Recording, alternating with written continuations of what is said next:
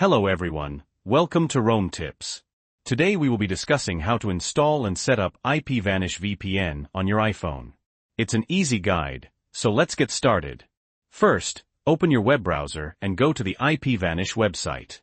I've included a link in the description below, where you can also find an exclusive discount. Once you're on the IPVanish website, click on the Get Started button in the top right-hand corner. Next, choose a plan that suits your needs. You'll see the monthly plan is $12.99, but the best value is the 24-month plan at just $2.90 a month. After selecting your plan, scroll down and choose your preferred payment method. Then, click the Subscribe Now button. After subscribing to IPVanish, you'll receive an email. This email is crucial for creating a password and activating your account, so find it and click on Create Password.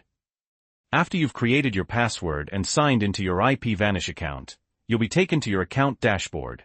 Now, click on the Get Our App link at the top. A drop-down menu will appear. Select iOS, since we're using an iPhone. This will take you to the IPVanish app download page on the App Store. Click Download on the App Store. You'll see a preview of the IPVanish app. Tap the Get button to download the app. If you've downloaded it before, you'll see a cloud icon. Tap that instead. Once the app is downloaded, open it. Since this is your first time, you'll see a setup screen. Tap Login, because we've already created our account. Now, log in using the details you used when signing up. The app will ask to create a VPN configuration on your iPhone. Tap Allow. You'll then be taken to your iPhone settings, where you'll need to enter your iPhone password. Great. Now you can start using IPVanish. To connect to a VPN server, you can either press the Connect button in the middle of the screen.